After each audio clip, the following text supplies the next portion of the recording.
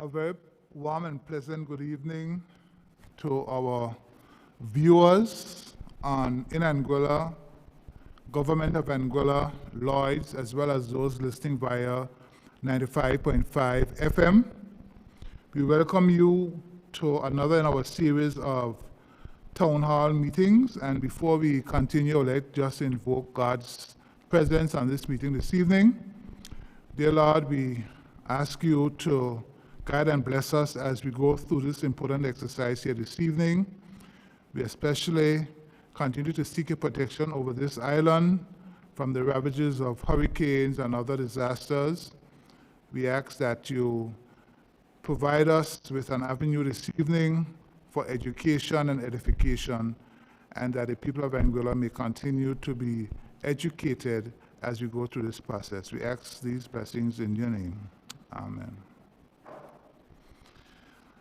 Good evening once again to all our viewers, listeners.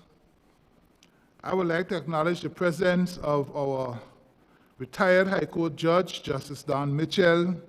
He has been faithfully with us through this long journey from the districts. The members of the audience, our listeners via Radio Anguilla, and our viewers on gov.ai in Anguilla and Lloyds Live. I begin, as I always begin each of the evenings, with the opening stanza of our national song. God bless Anguilla, nurture and keep her, noble and beauteous, she stands amidst the sea. O land of the happy, a haven we'll make thee, our lives and love we give unto thee. Ladies and gentlemen, welcome to this, the fifth in the series of town hall meetings that the Ministry of Home Affairs is organizing to solicit the views of the general public on constitutional reform. I would like to state again that in our APM 2020 elections campaign manifesto policy, by way of a vision statement, we stated inter alia that the Anguilla Progressive Movement APM understands that enhancing the foundation of a great society means investing more in its people and empowering them to take ownership of their own destiny. Charting our own destiny means that we have the right to self-determination as the United Nations Charter mandates, and consequently, as a people, we will have to reach a consensus on a roadmap on how this can be achieved. Tonight, we are in District 4, Valley South, broadcasting from the House of Assembly chambers here in the Valley. We want to thank the Speaker of the House for allowing us the use of this facility. In my speech this evening, I will read out the former Chief Minister Osborne Fleming's statement to the UN Decolonization Seminar meeting, which was held in Anguilla in 2003. When we were in District 2, I would have read former Chief Minister and Father of the Nation, Mr. Ronald Webster's letter of 2014 to Justice Mitchell, who was the then chair of the Constitutional Reform Committee at that time. I think it is important to have as part of the national record the views of our various leaders of Anguilla on constitutional reform. And now I present the statement by the Honorable Osborne Fleming, Chief Minister of Anguilla, which was presented in 2003. Since I have already shared some of my government's views on the issue before us, as a good host, I will try and be brief as possible in these remarks so as to ensure that my other colleagues from the territories get a full opportunity to air their views. Some of you may be aware that we in Anguilla are in the process of conducting a constitutional and electoral reform review. The process is still in the awareness-raising stage, and we are hoping that when it is completed, as many of our citizens as possible will share their views on how constitutional reform here should proceed. The members of the Constitutional and Electoral Reform Committee have produced a series of extensive background papers on the various provisions of the existing Constitution, which we hope will serve as a backdrop to modernizing a new instrument. I wish here to place on record our appreciation to the United Nations Development Program and to Her Majesty's Government Fund for Good Government for the assistance thus far in this initiative. As we enter the next phase of the review exercise, it is the view of my government that in any event, several key issues regarding our existing status will have to be seriously addressed if our relationship with Her Majesty's government is to mature, become more democratic, and achieve the level of democratic governance that we seek. In the first instance, my government is committed to the principle of localizing as many positions in the Executive Council as possible, consistent with a general devolution of power to the elected government. Presently, our council consists of a governor, along with the chief minister, 3 ministers, a deputy governor, and an attorney general.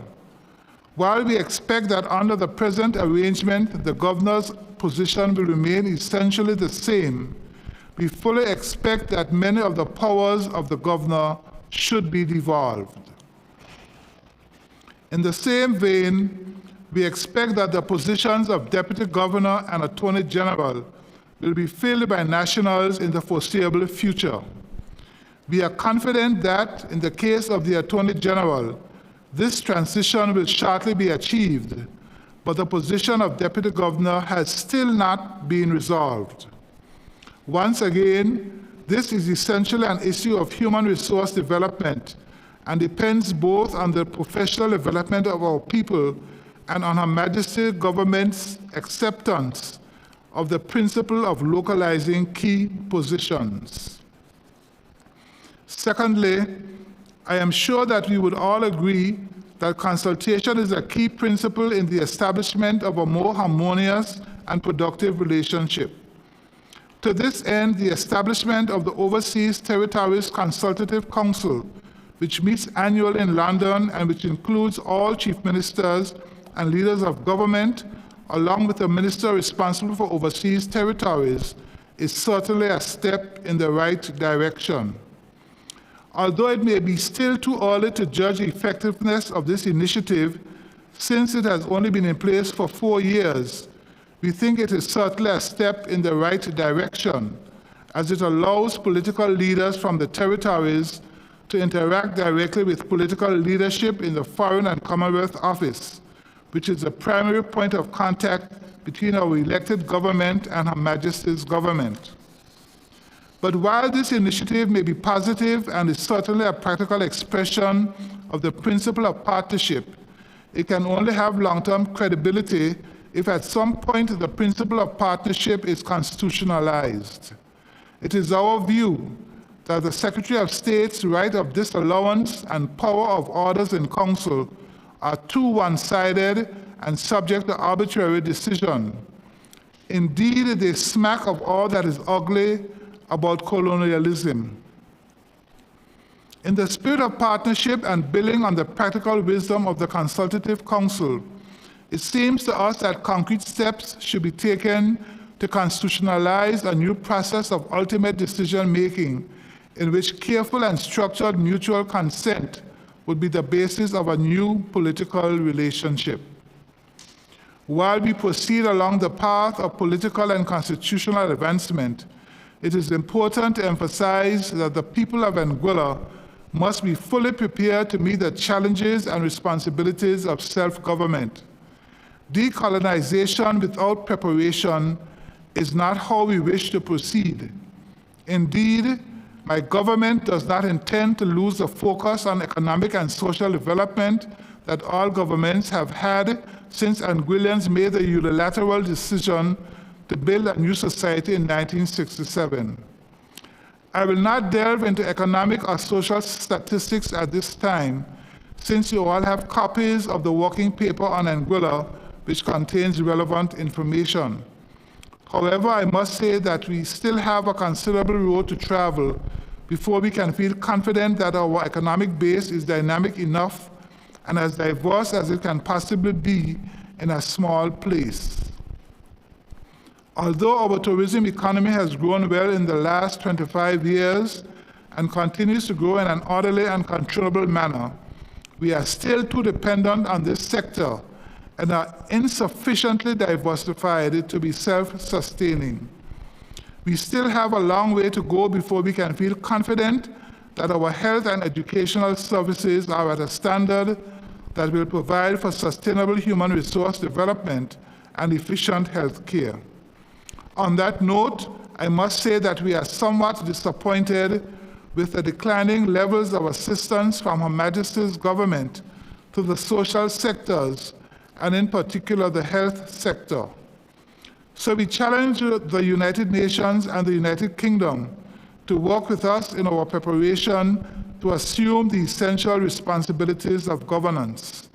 We invite the Special Committee to visit with us at your convenience to discuss the political, socio-economic, and constitutional development process in Anguilla. We trust that the United Nations and the United Kingdom will expand and accelerate what would appear to be a new spirit of cooperation in finding practical solutions to the issue of global decolonization. And that was the text of a statement by former Chief Minister Osborne Fleming to the UN Decolonization Seminar meeting held in Anguilla in 2003. Constitutional reform is a national exercise, and I am heartened by the fact that in addition to members of the public who have been leaving comments on Facebook and other social media platforms, that we are also increasingly receiving comments sent in by email. To that end, we have received one suggestion from someone in the diaspora that in the Constitution there should be provision for village or district councils. I believe Teacher George Hodge had written on that subject some years ago, so we will have to see if we can dig up those articles. Certainly there are some district-specific issues such as road development, waterworks, farmers markets, knowledge centers, beautification, cultural showcasing, sporting extravaganzas, etc., which could benefit from sustained and organized efforts to address. So a worthwhile suggestion, keep them coming in. Overall, I do sincerely hope that you have been finding these town hall meetings informative and enlightening. While we have been somewhat hampered by the need to adhere to the COVID-19 health protocols, attendance in person have been increasing. And from day one, there has been extensive viewership on the online platforms, Facebook, YouTube, etc. We have also been, myself and my peers, have been guests on Radio Anguilla and Class FM, and will seek to go to other radio stations in the coming days and weeks to get the information out. I am pleased that my ministry has once again been able to team up with the Department of Information Technology, DITES, and Mr. Gilbert Fleming of Titanium Sounds and in Anguilla to provide audio, visual, and streaming for this meeting and the other two meetings to come.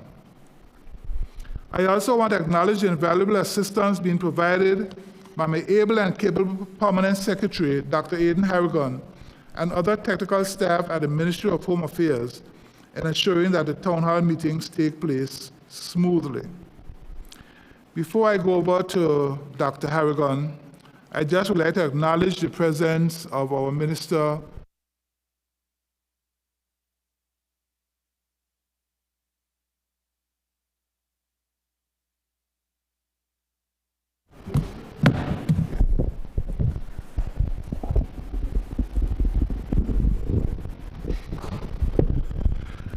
Sorry about that. I just want to acknowledge the presence of the Honorable Minister of Economic Development, the Honorable Kyle Hodge.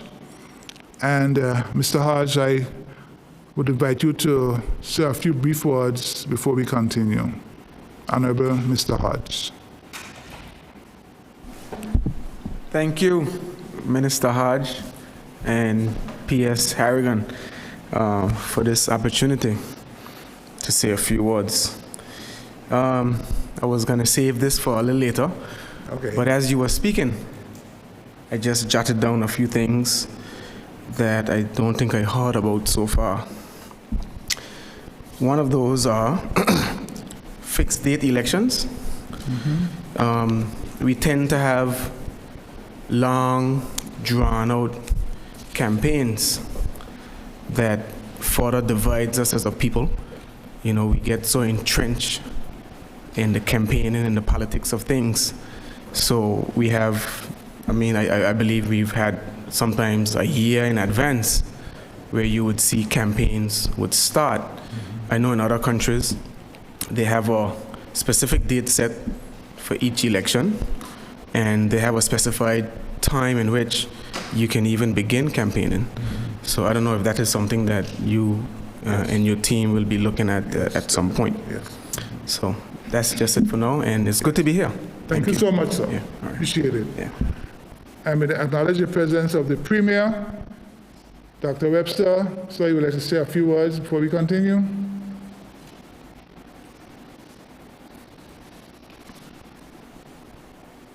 Good evening. Good evening. I see you did. Yes, good evening. I see you did beauty before age, so that's always good. I expect that the Right Honorable Justice Don Mitchell will be next then. No, it's a pleasure to be here, and certainly as I've gone through the districts with you, I did miss the one at the church in East End, but it is this has been very enlightening for me. I was part of the Anguilla negotiating team back in November of 2019, and when we had the UK negotiating team here.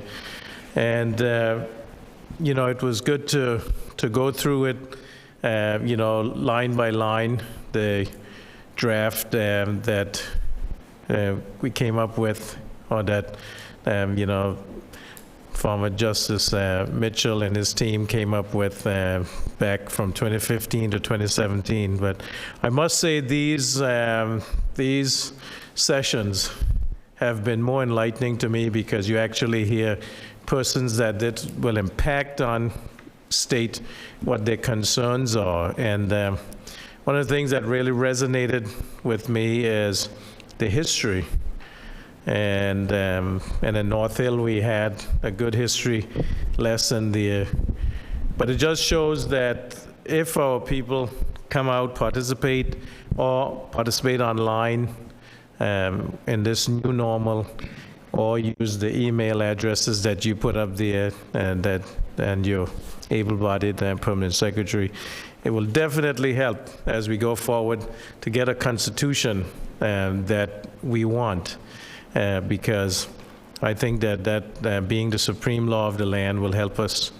And so I continue to be fascinated by how constitutions are constructed, because you never think about it before. It's just, you met it there, but this is a good time when we can actually contribute, participate, and I think that's what the message should go out.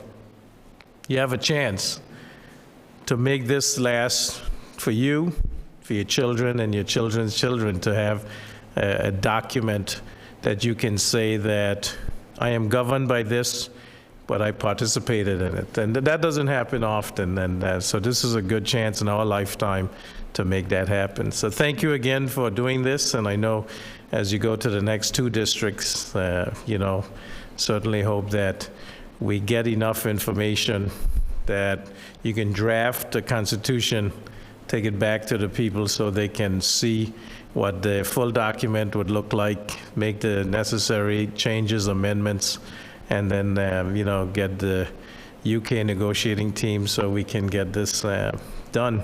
But again, thank you for all the hard work, and thank all those who have participated, from previous constitutional reform attempts and the current ones. Thank you.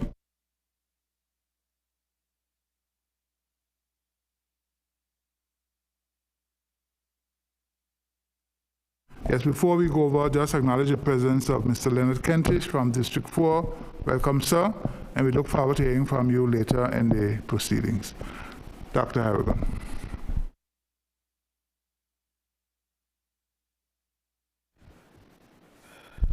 Thank you, Minister Hodge, and good evening to one and all. And I adopt the protocol in place. Right, so moving to the presentation.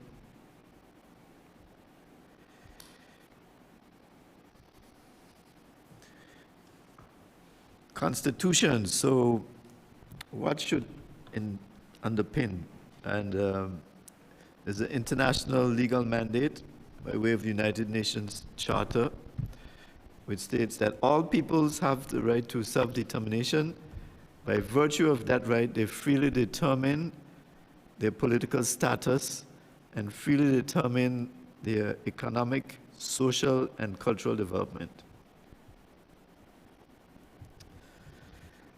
The United Nations in 1946, by way of UN Resolution 66-1, established lists of non-self-governing territories. And since then, many of them, most of them have become independent, from the large, like India, to small, I guess, like St. Kitts Nevis. The United Nations also in 1960 adopted Resolution 1541, Roman numerals XV, that identified that self-determination can be attained through 3 modes: independence, free association, and integration. The UN in 1961 established the Special Committee on Decolonization, so-called Committee of 24. And the United Kingdom government, like other administering powers, is obligated to report on an annual basis to the UN on the progress of the non-self-governing territories attaining self-determination. In 1991, the United Nations declared what is called the first international decade on decolonization, with the idea that all the non-self-governing territories would actually become independent by the end of that decade, which would have been 2000.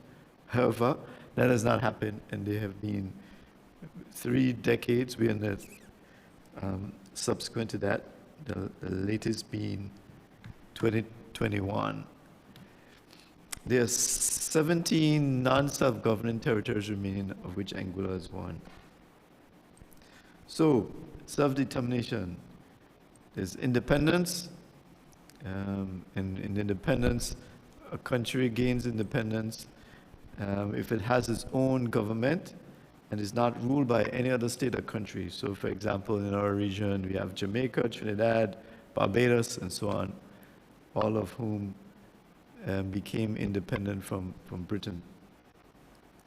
Free association, this is defined as being the result of a free and voluntary choice by the peoples of the territory concerned, expressed through informed and democratic processes, and should permit the right to determine the internal constitution without outside interference.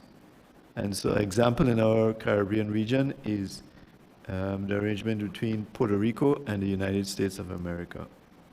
Integration. This should be on the basis of complete equality between the people of the former territory and the country into which it is being integrated.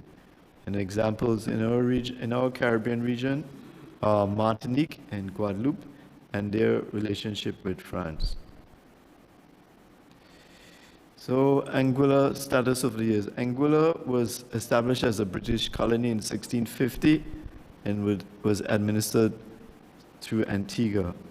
However, in 1825, administrative control was switched to St. Kitts. In 1967, following the breakdown or break up of the West Indies Federation, the UK established the associated state of St. Kitts, Nevis, Anguilla. And that status represented semi-independent status of the tri-state, because as you know, in the 60s, certainly in the Caribbean, that was the whole wave of decolonization. So the intent was that the associated states would eventually become independent. However, Anguillians, after many centuries of neglect, were not happy with that, and at one of the events to usher in that arrangement, the so-called Statehood Queen Show, it was disrupted, and subsequent to that, the police from the center, from St. Kitts, was sent back to St. Kitts.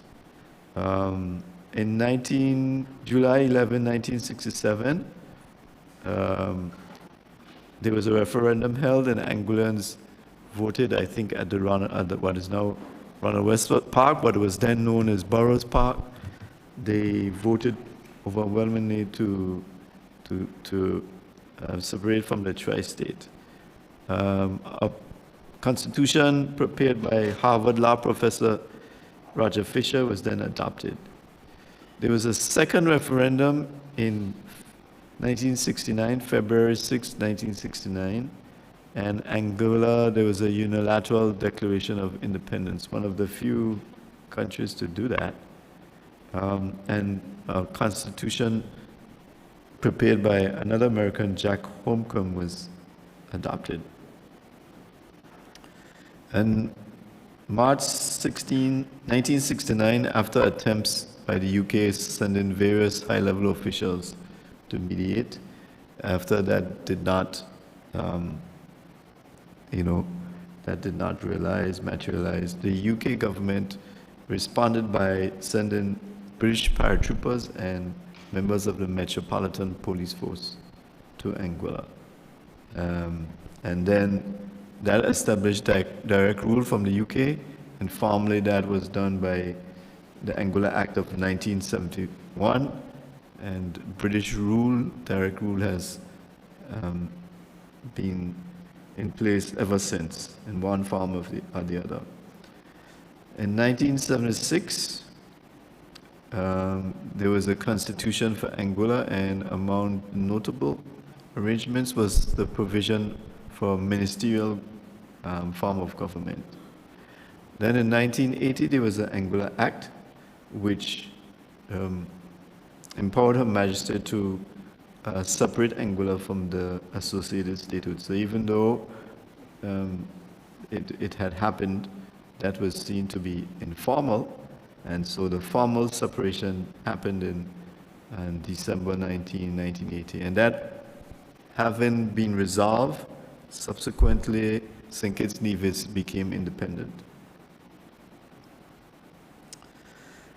In 1982, there was another constitution. There was a constitution adopted, and it was amended in 1990 for, among other things, to have the title of Leader of Opposition. And there was a further amendment in 2019. But by and large, what was in the 1982 Constitution holds to this day. Recent attempts at constitutional reform. In 1999, under the Labour administration of Tony Blair, the Foreign and Commonwealth Office published what is called a policy paper on the UK territories. One of the things that it was done was to rename what were then called dependent territories to overseas territories. So if you look in your passport, those of you who have that passport, you'll see British Overseas Territory, then Anguilla.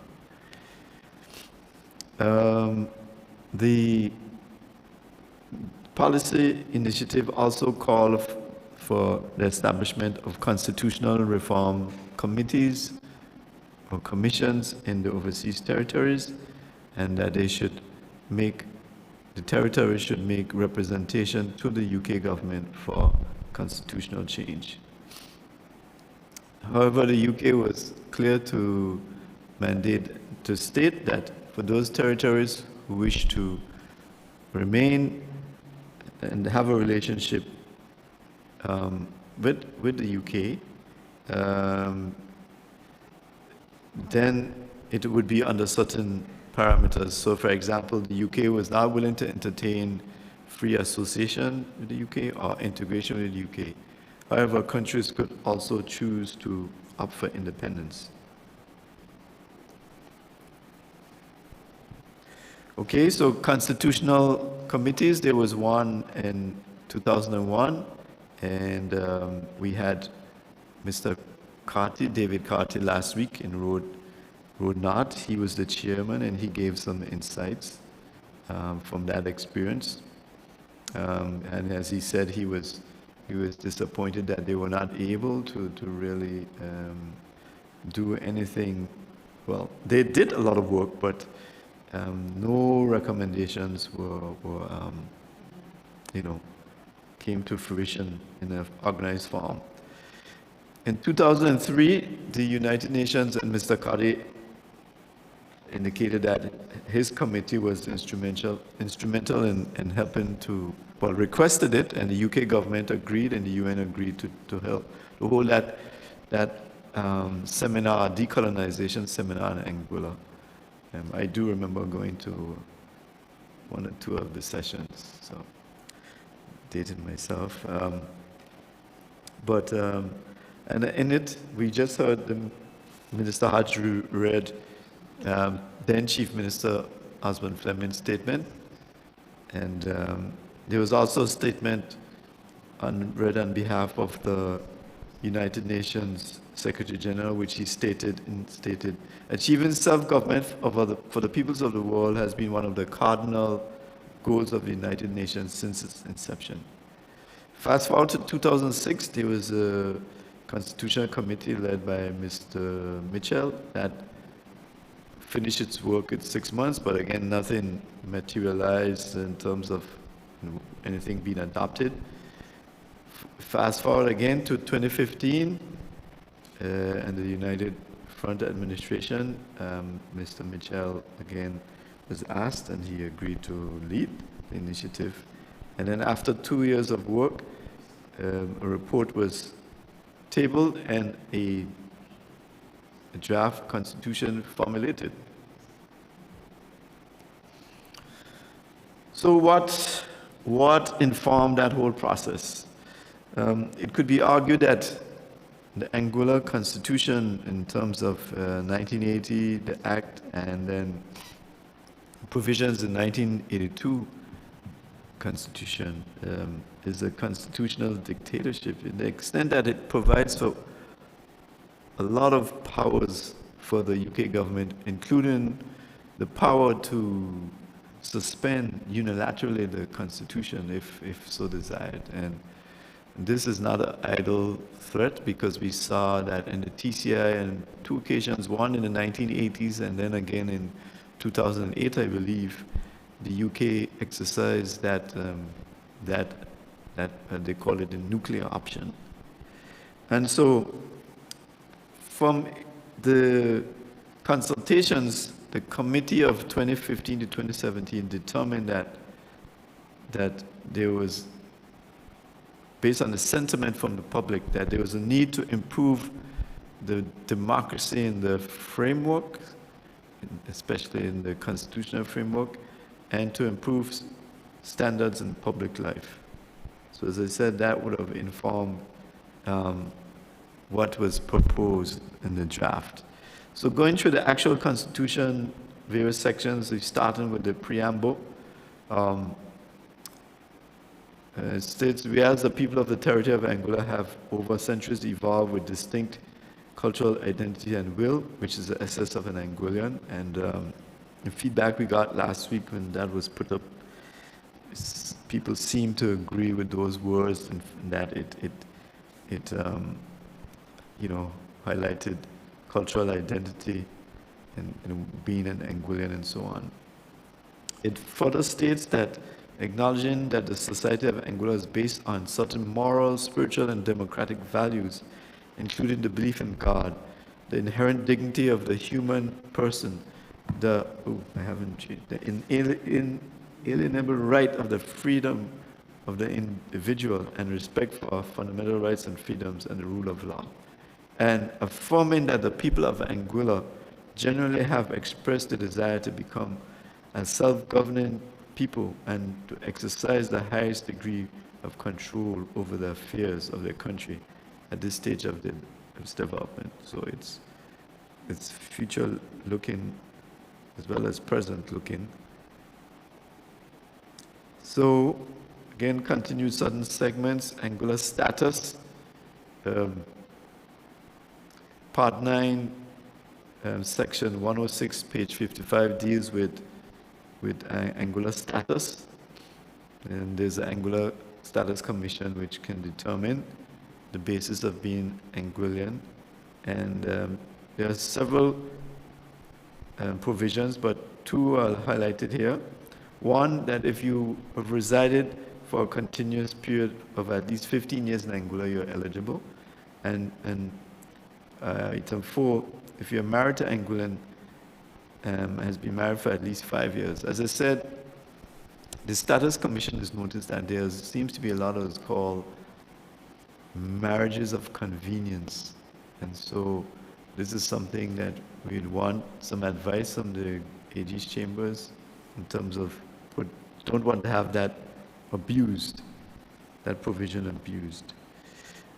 Last week, the Minister Hodge would have indicated that certainly the provision 2 can be used to help to engender, grow the population, and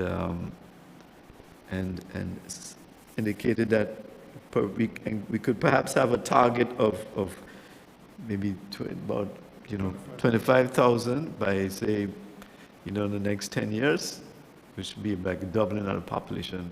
We had some feedback on that issue. Someone in the Diaspora emailed to say that yes, they understand the pressures of a small population, but they think that perhaps we have to focus on growing and diversifying the economy first, because if people come here, you need to have jobs for them, right?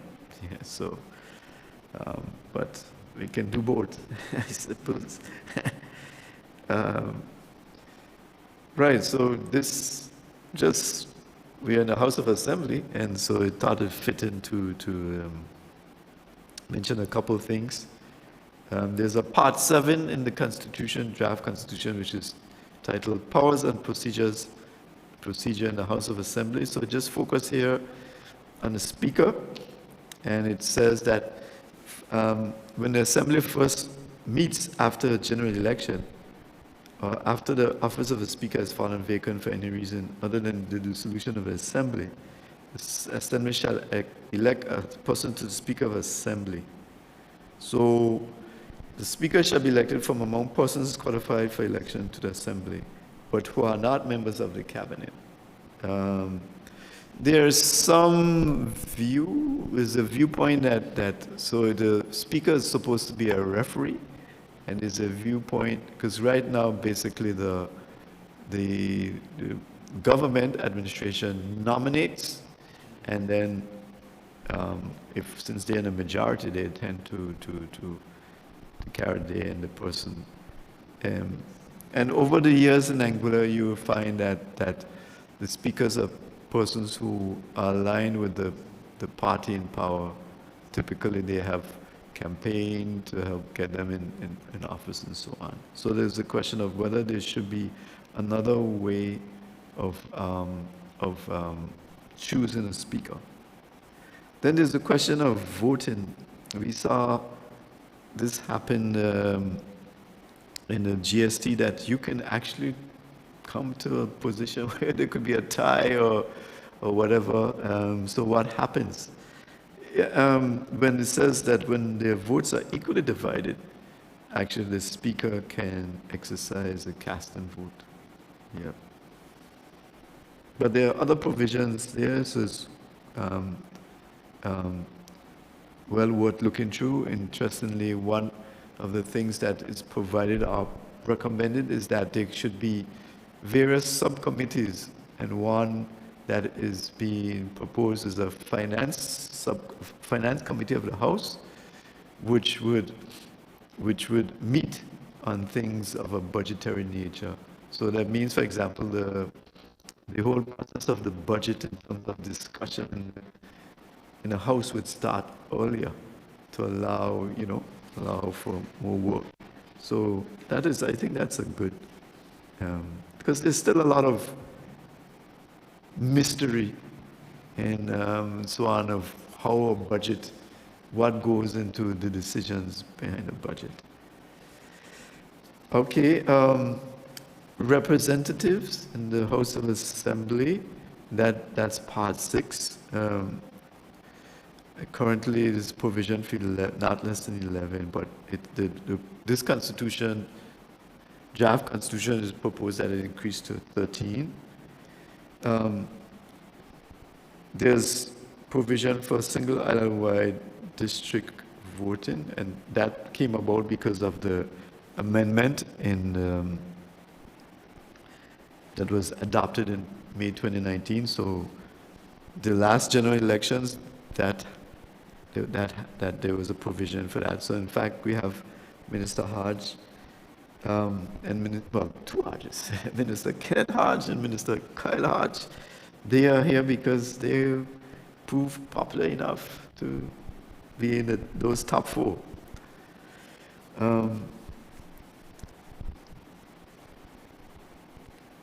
And this is based on the comments online. This tends to be the top one of the top ones. Electoral districts. We have 7 electoral districts, and we all know that is not an equitable distribution of population. And okay, if there was, it's actually, the difference is stark in some cases. So you have, the smaller districts of like Sandy Hill, District 2 and Western District 7. Then the big ones of Valley South, Valley North, Road North, and so on. And then, given the way the system is, people said, like, for example, you would have read from Minister Fleming. Minister Osmond Fleming was elected from District 2, one of the smallest districts, and then also elected to be the chief minister. So people will say, well, hang on, the District 2 people had an inordinate influence. So it's things like that has given this impulse to say we need to change. And there's also a suggestion that apart from just having a repopulation, that in fact you should increase the numbers to 9 districts. Then there's also been the suggestion that all representatives should be chosen on an island-wide basis. So that's an interesting thing. Then we've also had comments where some people said, okay, you know what, keep the 2, keep elections on a district basis, also have elections on the island-wide, but you know what? Those executive positions, like the Premier and the Minister of Finance or Economic Development or whatever, that you should, everybody in Anguilla should get a chance to say. So each, like there's the parties then who are running, they would have to say who is they putting up for Minister of Social Development. And if I may not, I've been trying to dig up some of her papers so like we can share, because she had such a influence on what is happening in Anguilla and Constitution. Dame Bernice Lake, I think she actually, my understanding is she favored this kind of election of the executive on an island-wide basis.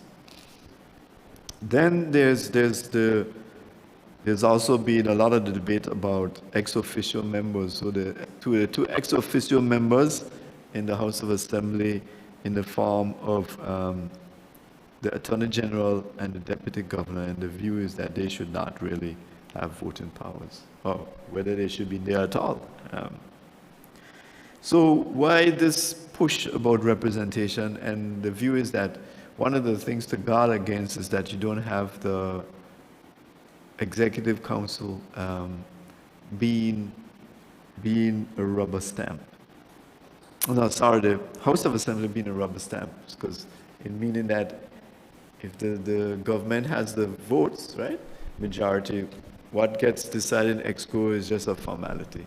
So, you know, one of the principles of most democratic countries is what they call a separation of powers. So there's the executive, clearly demarcated lines between the executive, the legislative, and the judiciary. And earlier I spoke about the House of Assembly. Under the 1976 Constitution, interestingly enough, at that time, the UK appointed representative was called a commissioner, and the commissioner used to be the Speaker of the House. So he had chair of EXCO, head of the House of Assembly. Awesome powers. So you see why people would say that it was, you know, constitutional dictatorship. So some people say, well, the British are tricky, so they removed the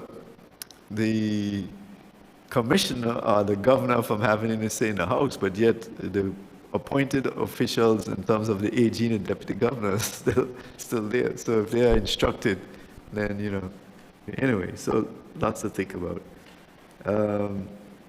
Improving standards in public life, very important section. I think this was an area too that was key to the heart of Dame Bernice Lake. Because I remember hearing her talk about that, say, if we aim in, which we should, aspire to independence, you need certain protections, certain guardrails, you know, and they come in the form of what they call institutions of good governance and also persons. So there's recommendation for a number of commissions there, some of which are already in place, some of which are not. For example, we don't have an integrity commission. We don't have appointments commission. So that comes in like when you are dealing with appointments to statutory bodies and so on. We've heard a lot over the years of the need for a Freedom of Information Commissioner, Human Rights Commissioner, Complaints Commissioner, and so on. So very key.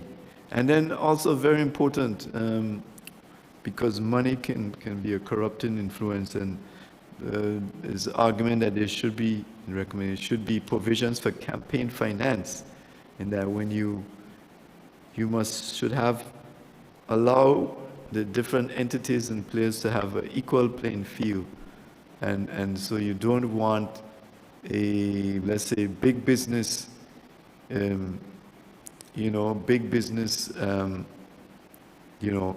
corrupting the whole system by campaign contributions. And so that if they're campaign contributions, they should be transparent.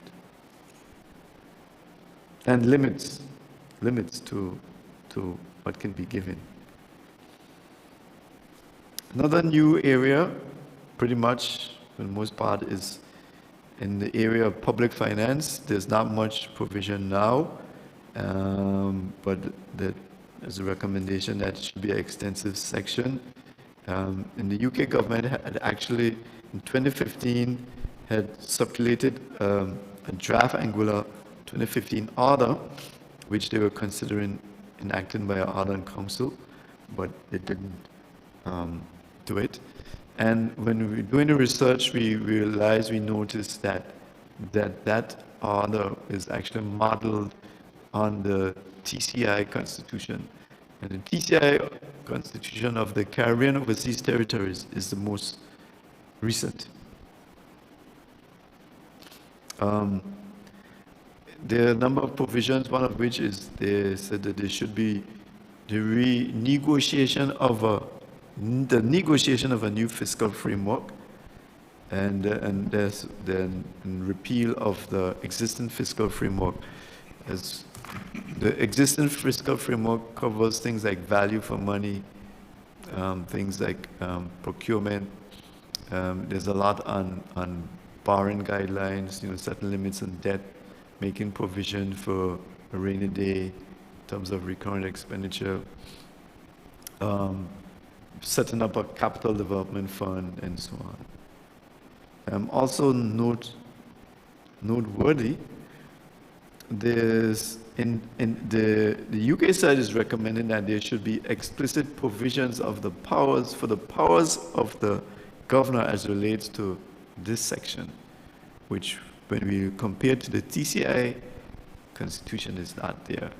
The UK is trying to justify this by saying, well, throughout the constitution there are lots of powers that are given to the governor, and so we're just making it explicit.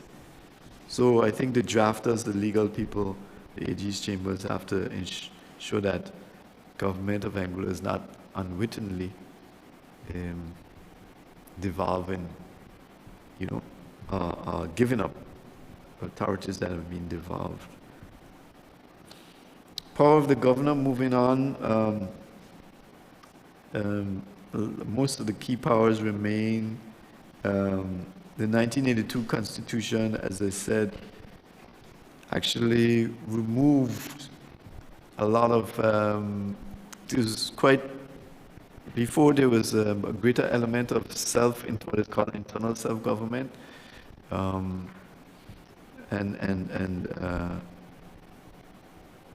that has been a gradual deterioration from the associated statehood.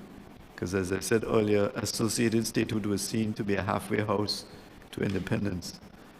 The only areas that the UK government had responsibility for were for external defense and foreign affairs.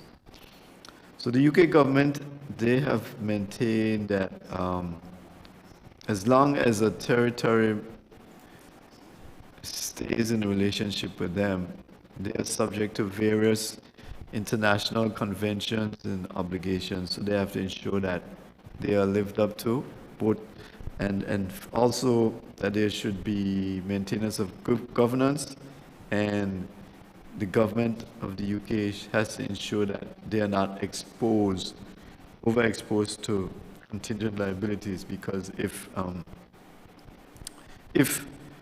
a territory goes bankrupt, the UK is legally obligated.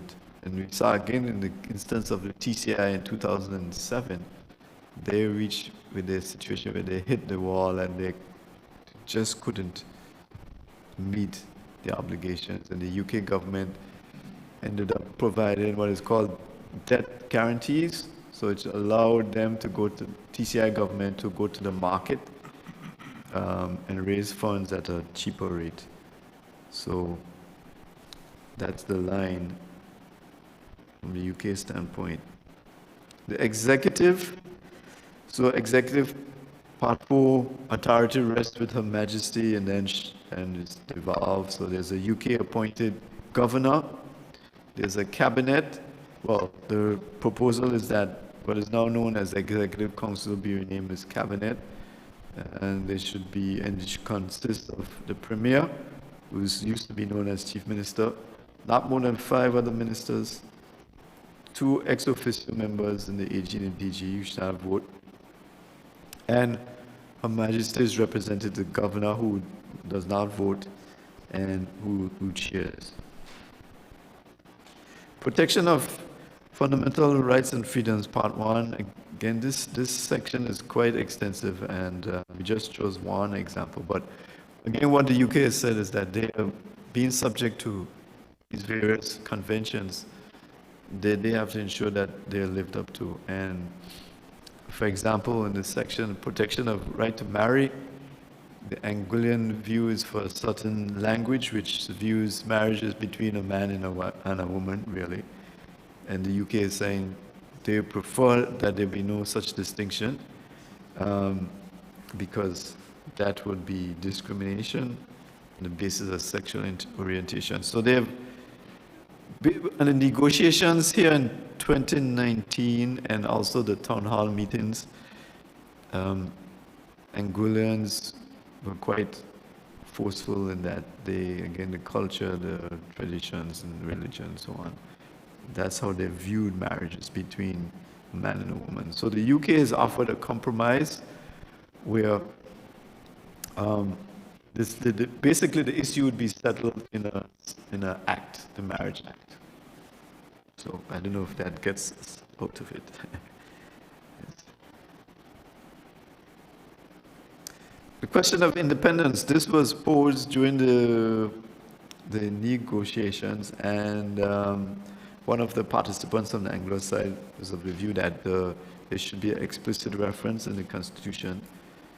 But the UK said, well, everything, and if you go online and you Google or if you print off the Constitution, this draft Constitution in 1982 and so on, everything actually makes reference to the Anguilla Act of 1980. And so the UK government said in the Anguilla Act of 1980, there's provision there for if the Anguilla people opt for independence, then it can be triggered. So amendments, I mentioned there are some amendments made in May 2019, and so mentioned those before.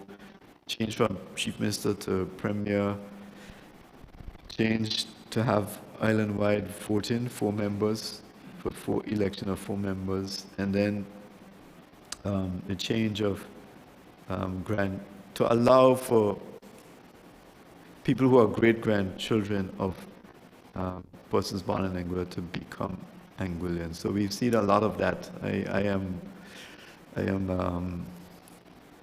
Yes, I'm on the Anguilla Status Commission and so on. But it's actually automatic because it's language. They don't need this commission to meet on that. Once you can do the due diligence and these people have the requisite documentation, they can show that they're great-grandchildren. They're granted. So, to conclude, 3 questions. Do the proposed, so going back, you remember there was an earlier slide that says there are 2 things driving what the committee was trying to do based on the feedback. Basically, to try to increase the level of democracy in the framework of the Constitution, which, as the Premier says, the Constitution is the supreme law of the land. Do the proposed changes satisfy the demand for improved standards in public life? And then, as sort of a catch-all, are there any other principles of note or provisions which the general public would want to have reflected in the Constitution? So that's it, and as usual, we post our email addresses there, and again, just to say thank you for those who have been emailing us. We have taken note of your comments, and in fact, we've referred to some of them here tonight, and so thank you. Keep them coming.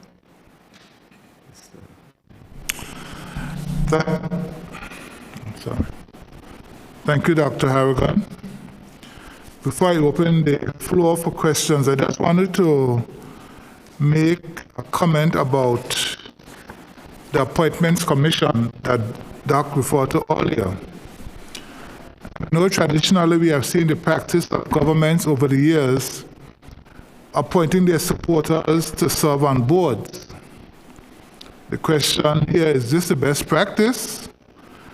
Are these appointees sometimes the best qualified? The Appointments Commission would certainly take the political side of it out. And I know over the years, some institutions have instituted programs of certification for their directors, and this administration would have made it mandatory since coming to office that all members of boards be certified. So these are the kinds of questions to think about as we go through this process. The floor is now open. Mr. Kentish, I see you ready to go.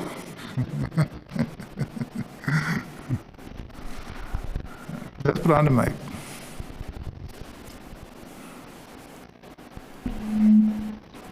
Good evening to everyone.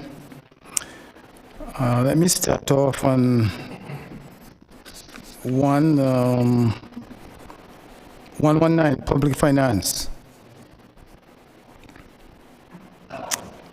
Accounting.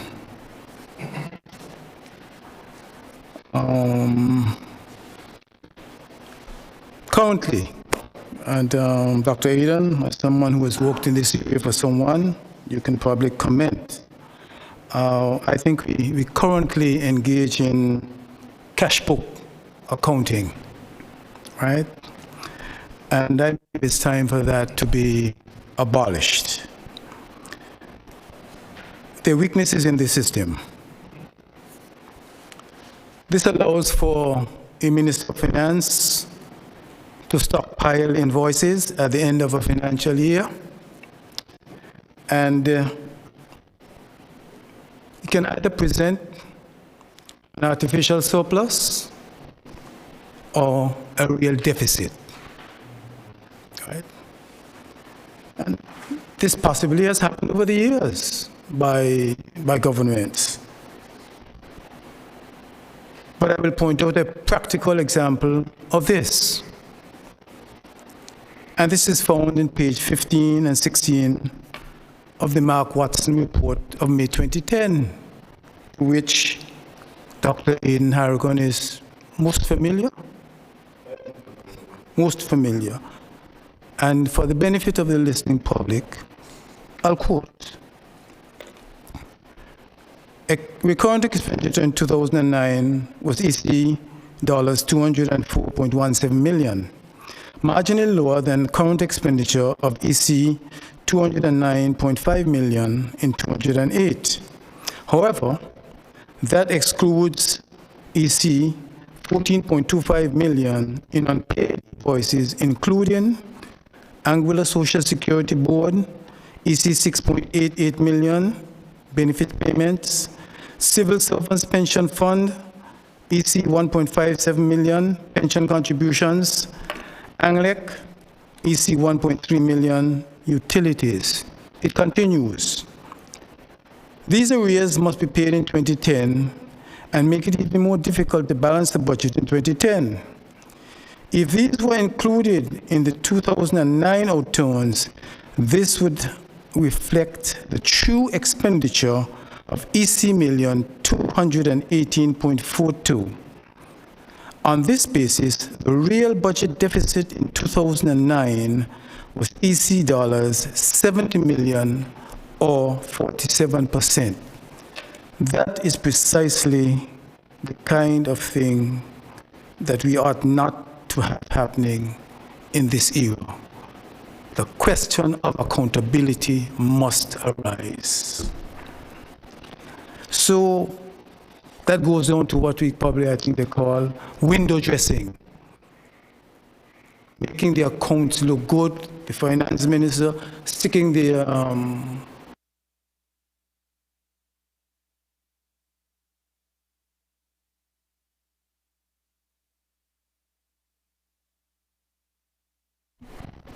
it's probably it. Yeah. Yeah. It just went off. Okay. It's on. Okay, and this could happen particularly if at the end of a financial year and next year there's an election coming.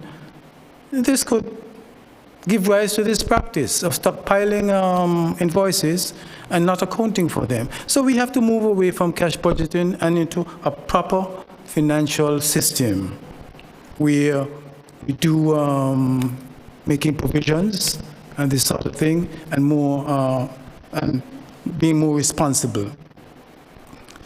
In this regard, I am proposing that a section be included titled the Fiscal Responsibility and Taxpayers Protection Act. Dr. Eden, I shared this document with you some time ago. And this is an interesting document, and it's currently in operation in the province of Manitoba, Canada, right? And this brings into the realm of fiscal responsibility and accountability on the part of ministers of government now. Whereas you guys have the privilege of going in the House, you pass the budget, and at the end of it, that's it. You spend as you wish, and there's absolutely no accountability. Now, this act as it is, and it could be, I'm just suggesting as a thing, it could be modified to suit Anguilla's particular circumstance, right? This now requires budget and fiscal responsibility. This now requires the Minister of Finance to table a budget by a particular date of the year, whether it's by the 15th of December or what have you. And additionally, he has also to prepare a long-term strategy, a plan of how he's going to achieve the budget, as well must be filed along with that. So then he goes on. A section maintaining a balance. It says government not to incur deficit after deficit eliminated. The government is not to incur a deficit for a fiscal year after, and it goes on to that sort of thing. It also provides how you are supposed to calculate the deficit, right? And we go down here, and it has a section, Ministerial Accountability. And this is the section which now, I believe, legislatures will balk at, because this is where it's going to affect you guys when it comes to responsibility of how you disperse taxpayers' funds. It says ministerial salary means the additional salary, otherwise, I'm not going through all of it, payable to minister under the Legislative Assembly Act for services as a member of the Legislative Executive Council. Then it goes on. 20% of ministerial salary to be withheld. Subsequent to subsections 3, 4, whatever it is, an amount equal to 20% of the ministerial salary and otherwise payable to a minister is to be withheld pending the application of whatever it is applies. But it goes on, and this applies to where you are going into deficit. When a minister is going, the finance minister is going to deficit, there is now a penalty. 20% of his salary is being withheld until he files a report in the House of Assembly outlining the position of the government. And that has to be justified before he can get that 20% paid to him. This now produces an essence of responsibility and accountability on you guys as legislators for the first time. We are moving into an era of accountability, and this is what we are demanding from our electors or the persons that we have elected. This here helps to provide that measure of responsibility and accountability. And another section,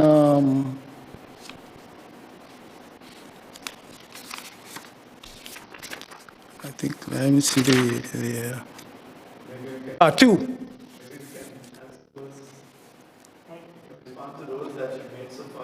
You want me to? You go ahead.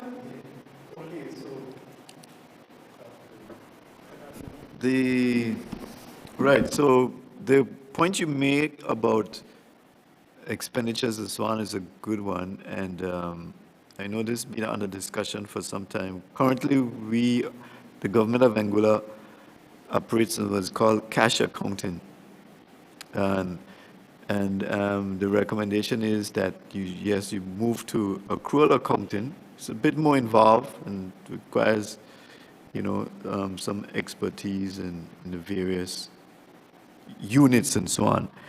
But that would allow, a multi-year perspective, and so it would facilitate, because as you mentioned,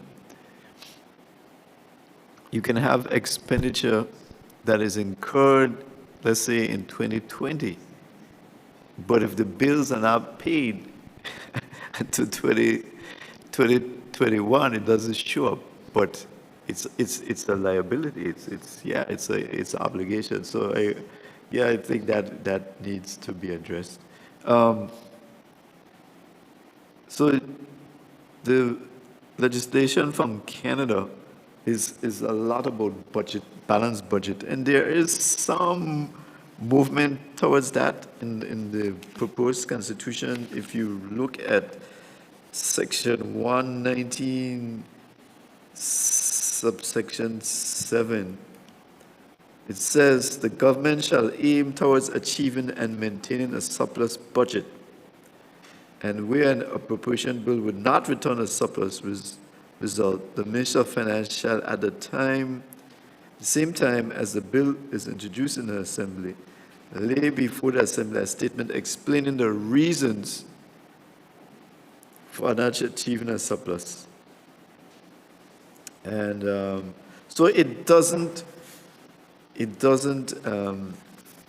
not hard and fast as the Canadian one, and I think the U.S. used to have a balanced budget provisions, but that's something for folks to consider, Nowhere in there, Yeah. nowhere in that proposal there, I see any measure of But there's no sanction. Right? no sanction. No. That's And as a member of the public, Yeah. I want to see we would like to see sanctions now. Because you pass laws that tax us, right? And then you can go and spend our taxes as you wish without any consequence. We are saying no. The time has come for accountability. And in that section, 119, we want to see penalties in there. Ministers of Finance must come now responsible for how they dispose taxpayers' money. We want value for money. Another important, interesting section of this act, Taxpayer Protection. That's the Canadian one? Yes. Yep. Yes. Referendum required for tax changes.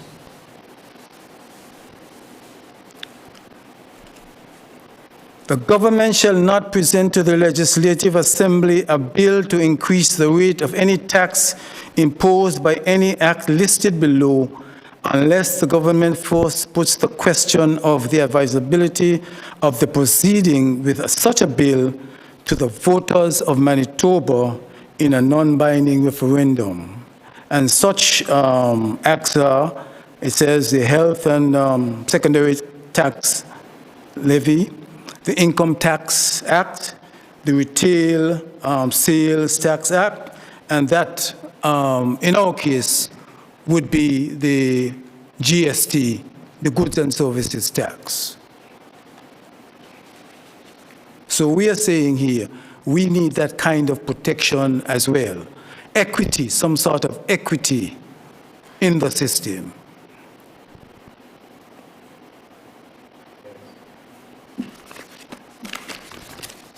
Well, the question of referenda for tax initiatives, that is a very interesting concept, and people would say, well, yeah, it's democratic because it's democratic. We live in a democratic society. Ultimately, it's the public will have to bear the burden or whatever, so they should have a say. And it's quite common in the U.S. as well. The state systems, you know, in California you hear about proposition this, proposition that. Presently, let's, for example. Yeah. Tomorrow, if the government wishes, it can go back to the House of Assembly and increase the GST to 15%. That's permissible right now. And we, the public, have no choice but to accept it as law. So we are saying here, let us have some discussion on these particular serious issues which affect our pocket in these very difficult times.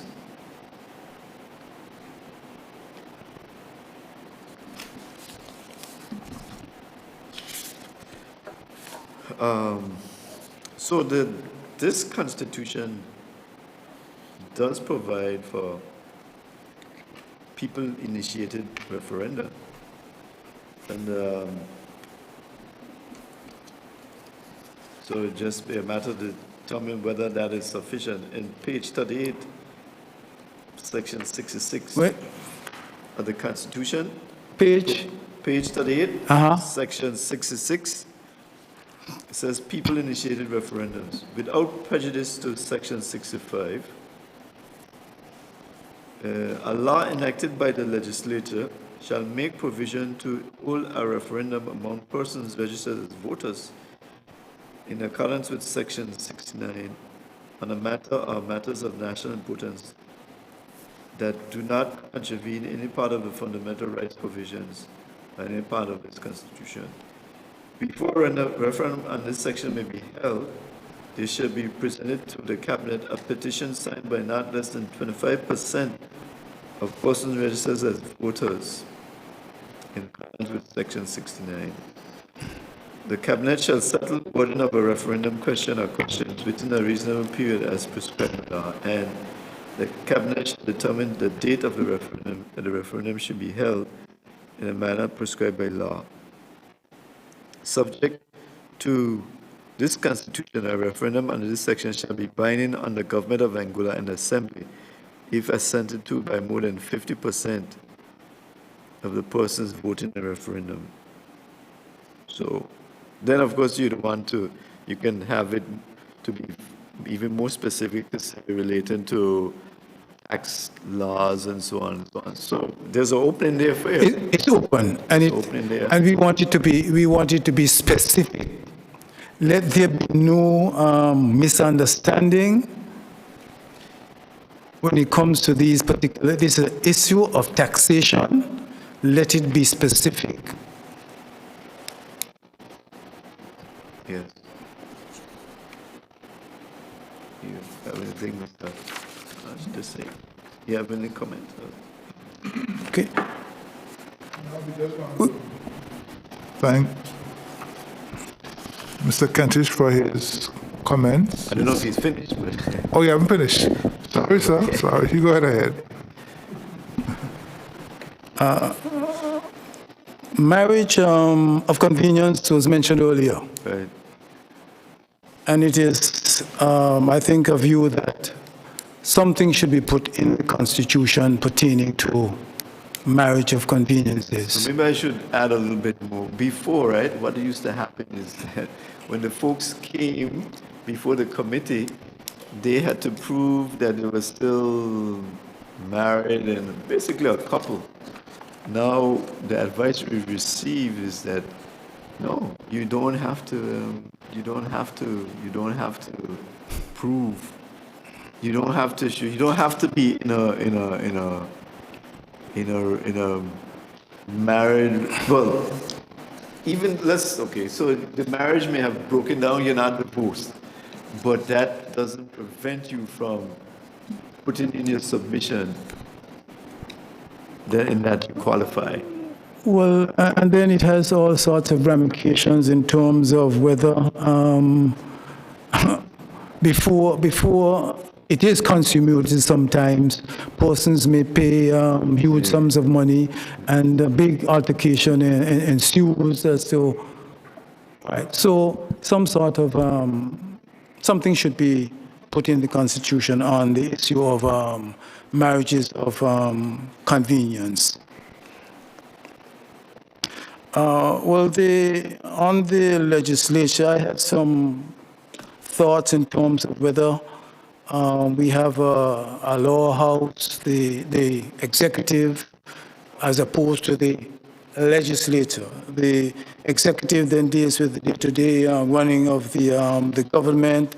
They propose the laws, etc., and then it is the legislature which then passes those laws, debates, and passes those laws. So we can probably look at maybe increasing the size of the persons being elected, and the upper house. Those members could probably would be persons who are maybe actively employed and paid on as they meet for those sessions. That's one of my contention views here. Section 78. Yeah. You know, there was a suggestion made that we should increase the House at least 21 members. That was the suggestion. I actually had 23. 13 for the legislature, was it? And was it 13? 13 for the legislature and 9. I can't quite remember what was my configuration right now. But I had more in that ballpark, in 21, 23, 3 figure. 78, summoning of persons to assist assembly. It says here, the speaker or person presiding may, when in his opinion, the business before the assembly makes it desirable to summon such a person, right? It is, I feel that if any member of the assembly wishes to summon somebody who has the expertise to make a contribution on the particular bill that is being debated, I feel that that member should have the right to have the speaker summoned. And in that case, where the word may, I suggest shall. The speaker or person presiding shall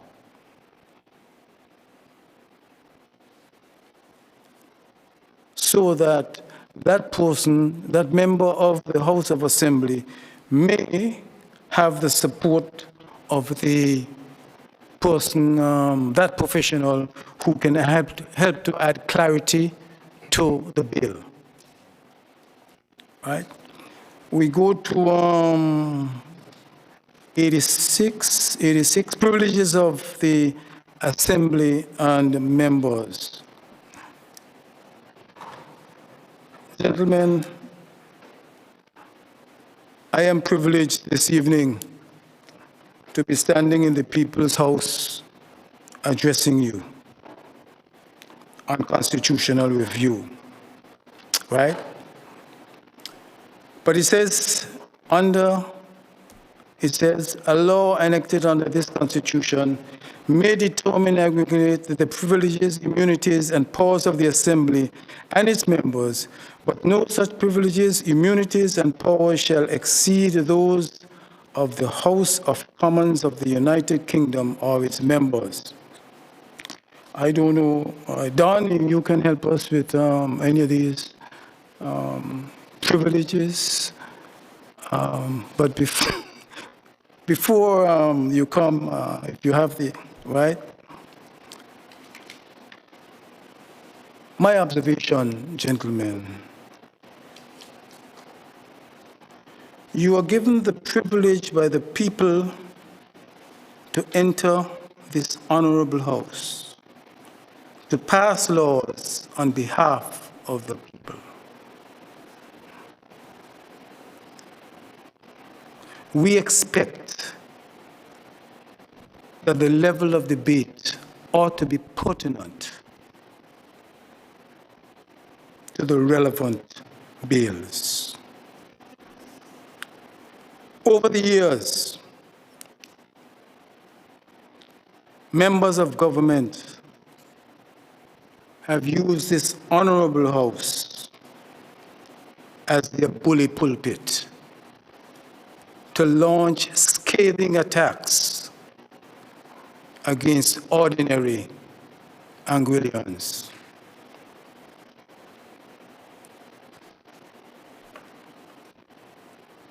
And what is so funny about it is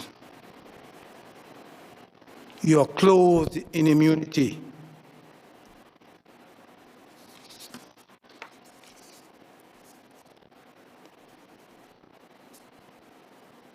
Some by their posturing, the maligning, the innuendos, the degradation of people's professional integrity. It happens right here in this house.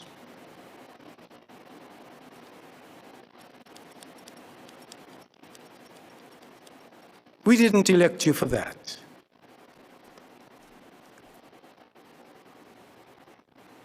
Members of the public, we have no access to such immunity.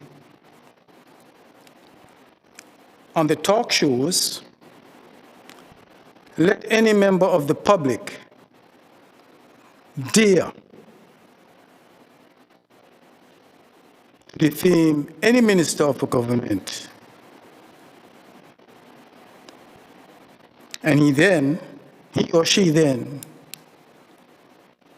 uses his right properly to instigate civil proceedings for damages.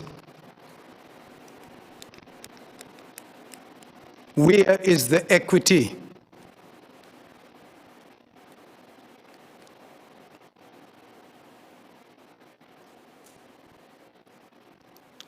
The ones in here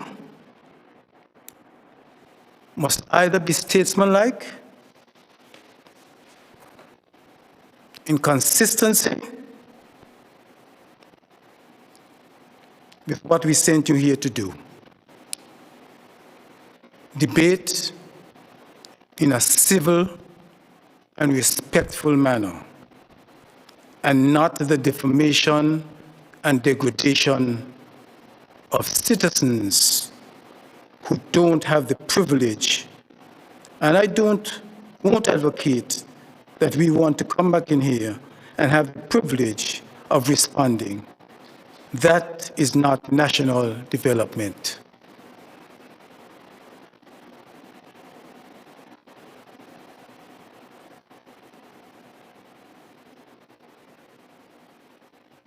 We expect civil discourse in what is supposed to be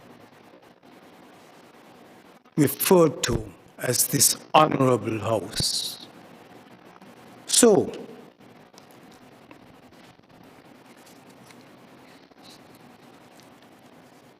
if and when I'm proposing that if such instances occur, where ordinary citizens are attacked in this House of Assembly, such instances be referred to the Integrity Commission for investigation. And if found guilty, penalties, and I'm only suggesting one, 80,000 EC dollars upwards, be imposed on that member. We are serious.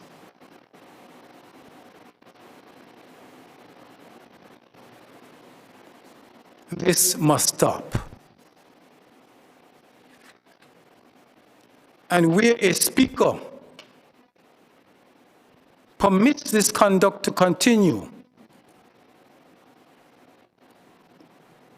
that speaker too must be referred for censorship.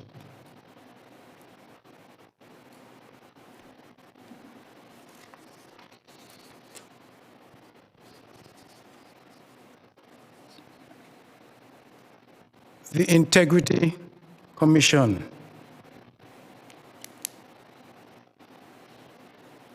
And lots of commissions are coming forward.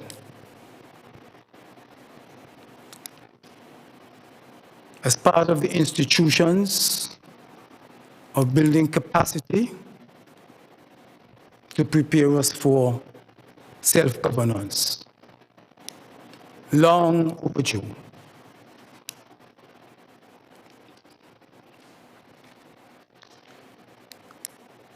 Provisions have been made in the law for the commissioners to make the necessary research for the provisions to include in how the commission should function. I have looked at the Bermuda Integrity Act, and I would suggest that that is one that can be looked at. It has sections in it like bribing members of the Senate or the House of Assembly, bribing other public officials, bribing relatives and friends, and these include a parent, a child, a sibling, spouse, a partner, uncle or aunt, niece or nephew, cousin. The whole gamut is involved. It also addresses the abuse of office. And there are also penalties in there. They go so far as in that Constitution, if found guilty, it involves something like 14 years imprisonment. I am not suggesting that is for the commission to investigate and make its decisions as to what sort of penalties to be imposed. Right?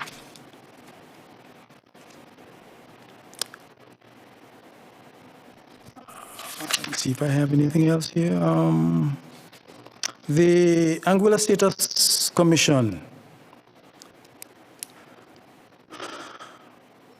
I know, Honorable Minister Ken Hodge, you, in one of your presentations, I think you were suggesting that the period from 15 years, being reduced to about 12, right?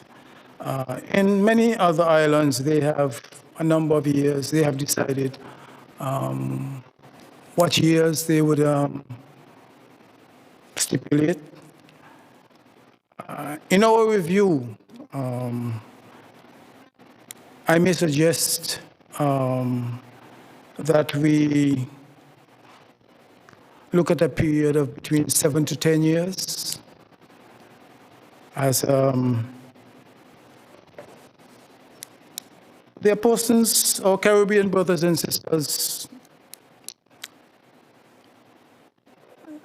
some of them come here, many of them come to our shores, and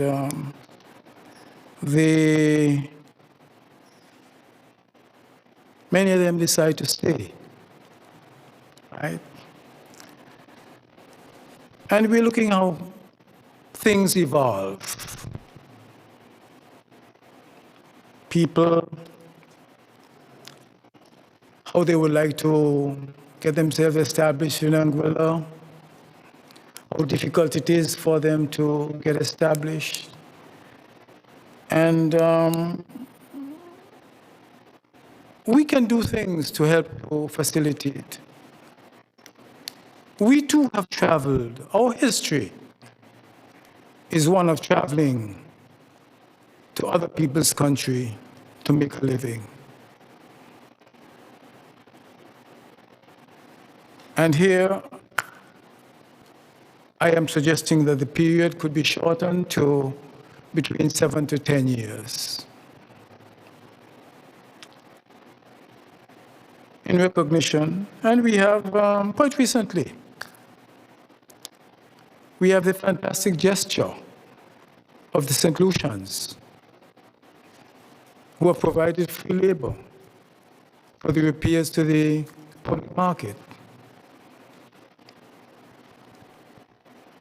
That's a good indication of people integrating into a society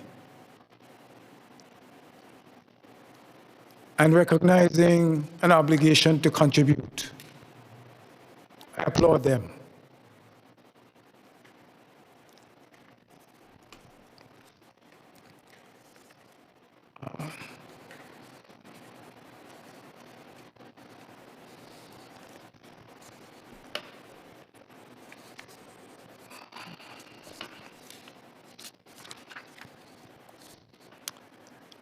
I will just, we have the appointment, the power to appoint to offices.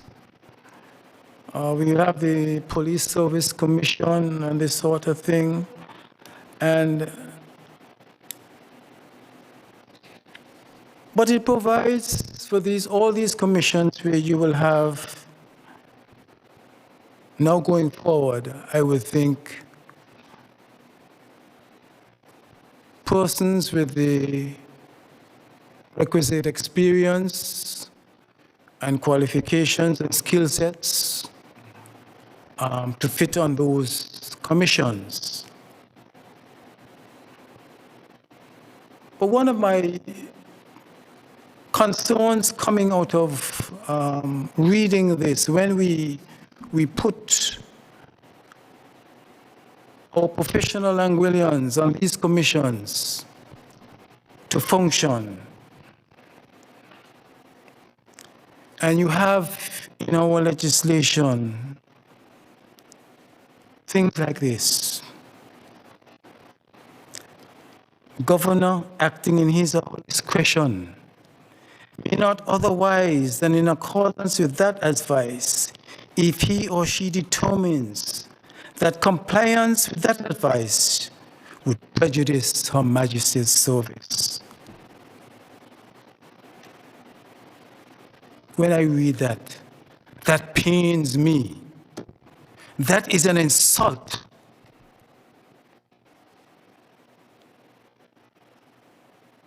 to our intellectual people serving on those commissions. That's an insult, in my view. It's humiliating. is disdainful.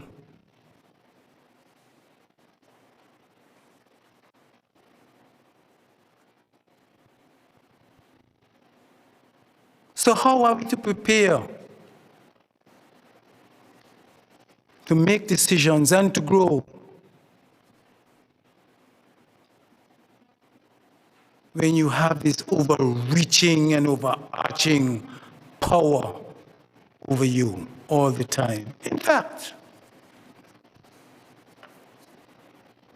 Putin, Erdogan, and what's the guy in Belarus, the strong man in Belarus? They'll be happy with these kind of clauses. They'll be happy. They're dictatorial. And you used the phrase earlier. It's a dictatorial relationship. That's how strongly I feel about these kind of wordings here in our Constitution. It's an insult to our intellectual capacity.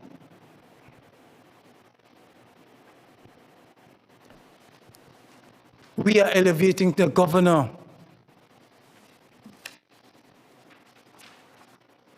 as being infallible, incapable of making mistakes, imperfect, perfect.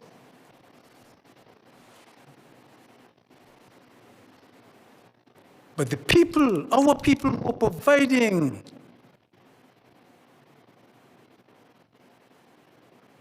advice based on their experience, this can be dismissed. That galls me as an Anguillian. That hurts me to the core.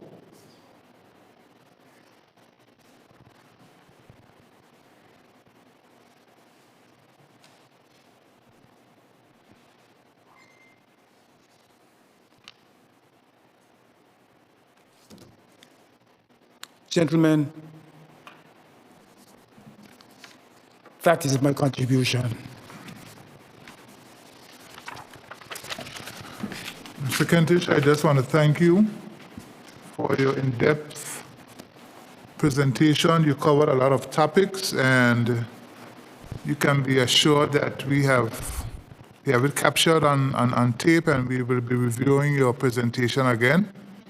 So thank you very much, sir, for making that contribution. We have Mr. Connor in the back. Yeah, we are now 10 minutes to 8, so we're going to, yes, come, Mr. Connor.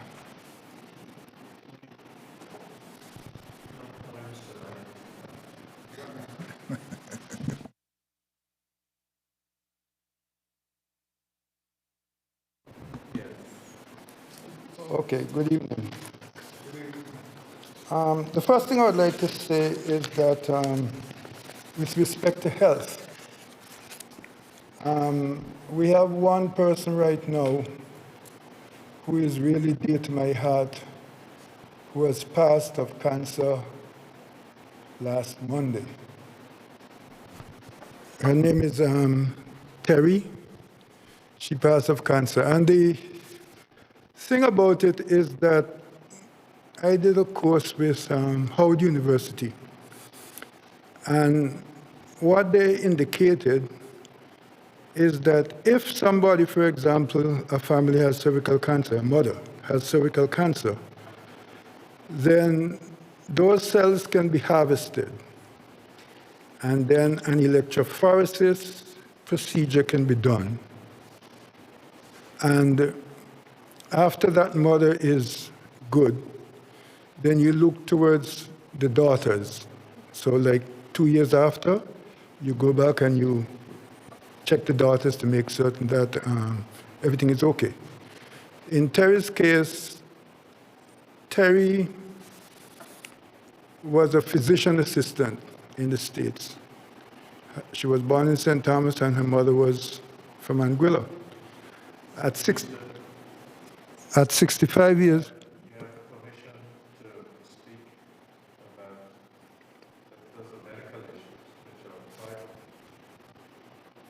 Okay, the point I'm trying to make, though, is that there's a particular program which deals with mesothelioma.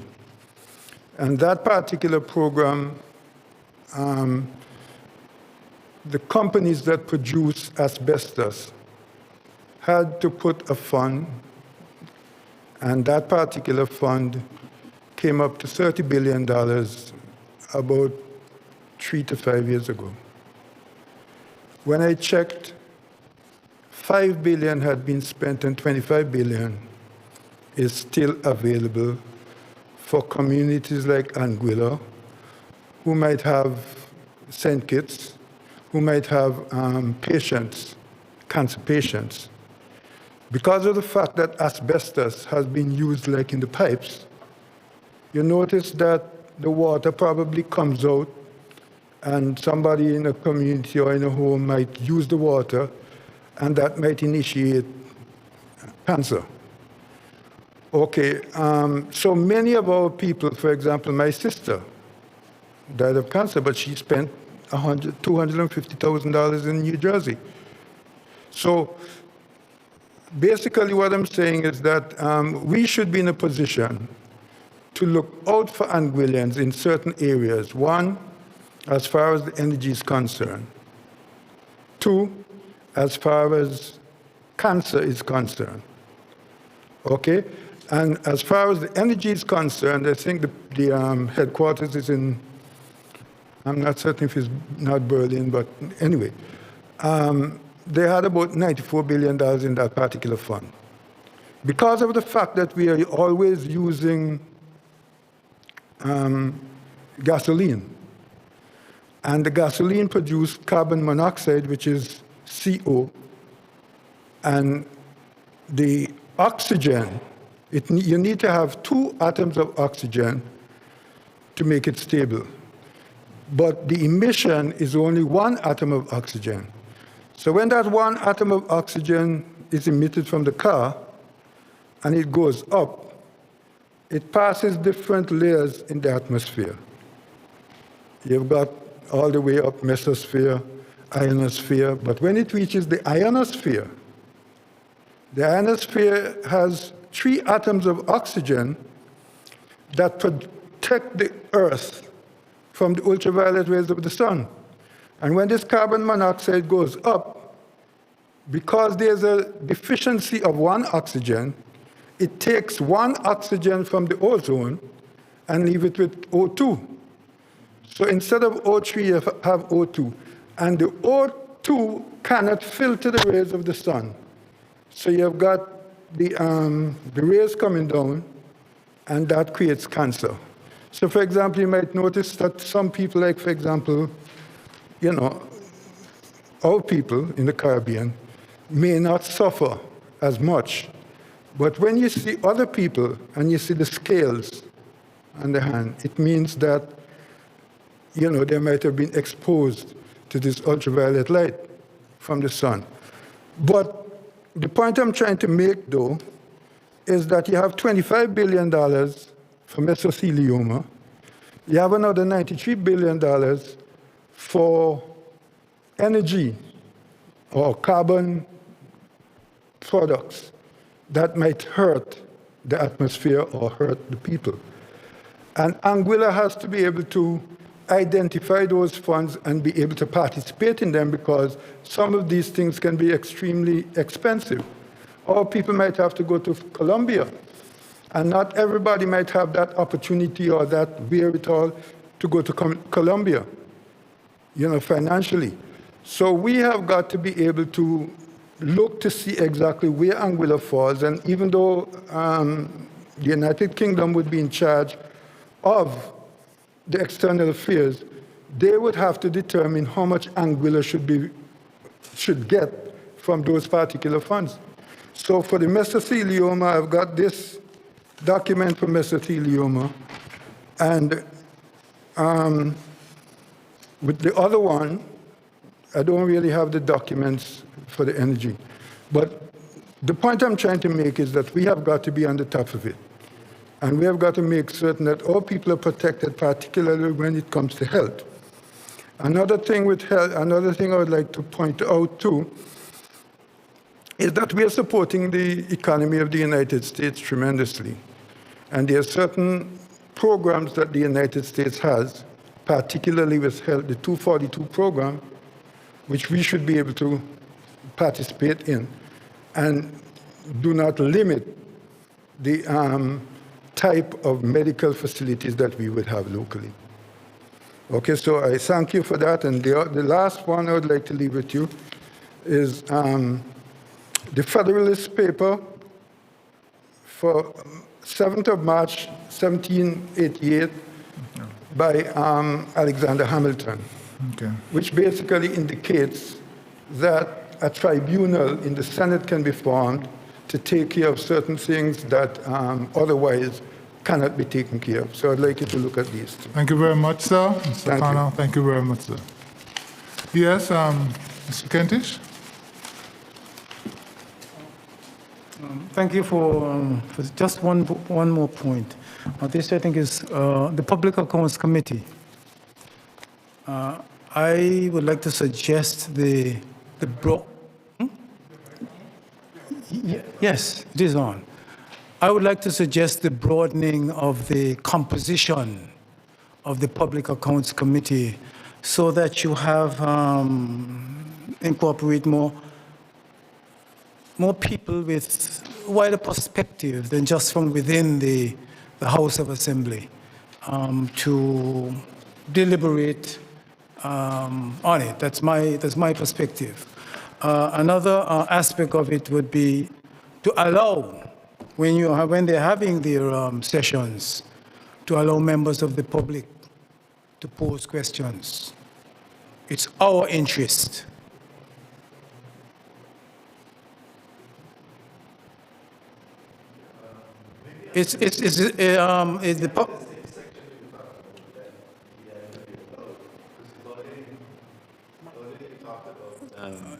There was a section that you referenced, so we'd have to see if under that provision whether, but okay. maybe. Okay. Maybe. We'll have just check want into to. that. But questions being asked by the public to that is, I think I don't see any reason why it couldn't be allowed. They could write, if it's published to say that the PAC will be having a hearing on, say, Social Security, there's no reason, I don't see any reason why the public can't submit questions that can be considered, Also attend and ask questions as well. It's our tax dollars, and I think we should have that right. But the Public Accounts Committee is a creature of the House. It's a creature of the House. The Public Accounts Committee is a creature of the House. Yes. Well, maybe I am a creature of something else, which says that creature should change in 2021.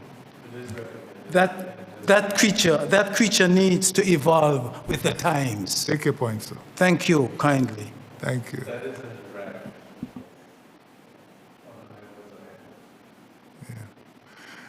Mr. Mitchell, you want to share a few closing thoughts?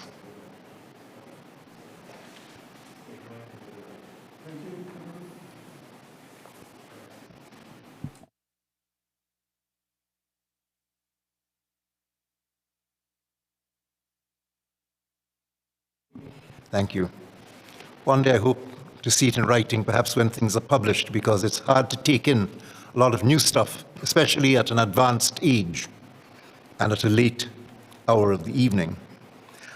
2 points of Mr. Kelsick, Mr. Kentish, came immediately to my attention as being easy to deal with. That is on the question of defamation in the House of Assembly. That, of course, has long been covered by the rules of procedure in the House of Assembly. What will in future be called the standing orders of the House of Assembly. It's really a matter of how strong the Speaker is and how educated in parliamentary procedure the Speaker is, because we have had the rule against defaming members of the public by members of the House of Assembly ever since the House of Assembly rules were first created in 1976. But if the Speaker doesn't enforce them, then there's really nothing that can be done. The rules are there. It is not allowed that any member of the House should defame members of the public.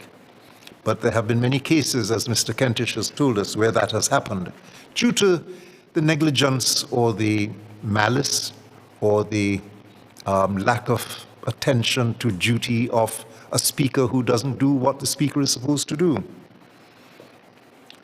On the privileges of the House, I have a little note here to make a comment on Mr. Kentish's point. Don't really remember now what the point was, though. I work better when I see things in writing than trying to remember things that I hear at a late hour. I did want to talk about it, but I don't remember what it was any longer. Basically, I suppose I should explain that the reason why I come to every one of these meetings is that I view my role as being to defend the draft. This draft constitution consists of two inputs.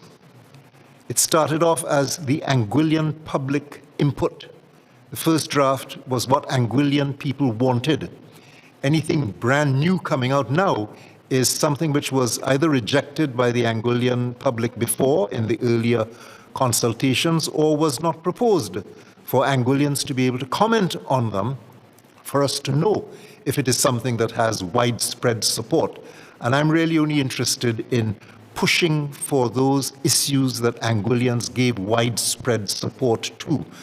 If you ask me, I could come up with plenty of new suggestions that I would like to see in a constitution, but that is not right at this stage.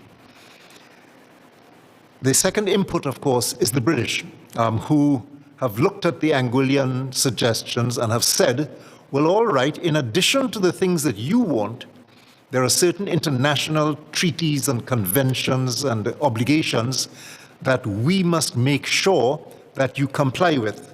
So we are going to put into your draft things that we believe are essential to be in there, because we are responsible for making sure that you meet certain minimum standards in your constitution. And so they've made their suggestions. Some of them I don't agree with, and in due course I will, if I get the opportunity to deal with the British, I will make my views on those points clear.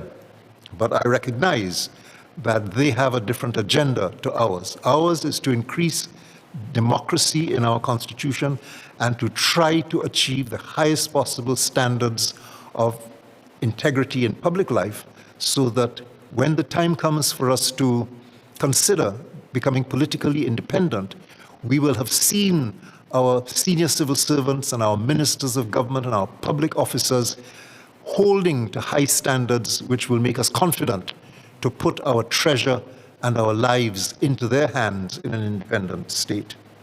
We aren't there yet. We have a constitutional system that is most unsatisfactory. And it is my belief that this draft carries us forward to a much higher standard of governance. And I'm keeping on coming in an attempt to ensure that nobody whittles those standards away. That's all I'm interested in. Thank you, Mr. Minister.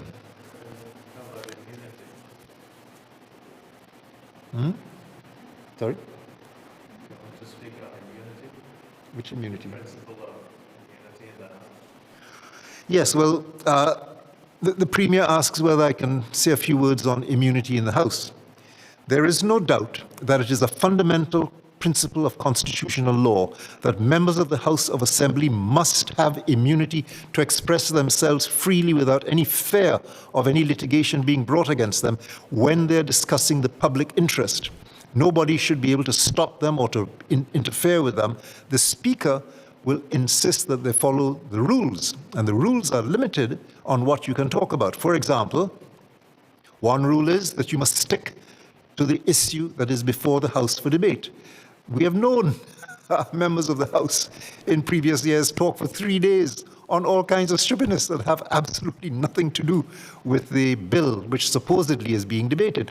But if the Speaker is uninformed, uneducated, ill-prepared, and doesn't know how to insist that the item, that the remarks that are being made are relevant to the topic as the standing orders or rules of procedure insist they should be, then there's nothing we can do about it. So the immunities of the House are an important principle because the members of the House who have been elected to represent the interests of Anguilla must be free to make their opinions clear and to express themselves on the relevant issue that is before the House. They shouldn't be whittled away. The immunities should not be whittled away any more than they already are by the law and the Constitution. If a member of the House of Assembly was to stand up in the House of Assembly and threaten to commit murder or threaten to assault somebody, that is already illegal. We don't need to do anything special to provide for that in the rules. It is already clear that the Speaker must stop that instantly. And if the Speaker doesn't, then what can we do? There's very little we can do because the Speaker is then not performing his or her duty. Yes, thank you very much, Mr. Mitchell, Justice Mitchell. Premier Ney, final closing comments? Are you good? Okay. Doc, I just want to thank members of the public for joining us here this evening. I just especially want to thank all of our presenters here this evening. Dr. Aidan Harrigan for his inspiring presentation, and those in the audience for making their presentations. Honorable Premier, the Honorable Minister, Mr. Kentish, Lawyer Don Mitchell, and of course we have gotten some questions coming in as well, so we're going to collate those and present them sometime before the end of this series of consultations. I want to thank our capable man of the hour, Mr. Gaff, Titanium Sounds in Anguilla, for excellent job as always in putting the audio, visual, and streaming together. Thank Radio Anguilla for carrying this session live. Thank the Speaker for the use of this hall for this evening, and thank our listeners across the various platforms. And of course, even though this has finished, you can still view it and send in your questions and comments to us at the ministry. Thank you all very much and have a safe drive.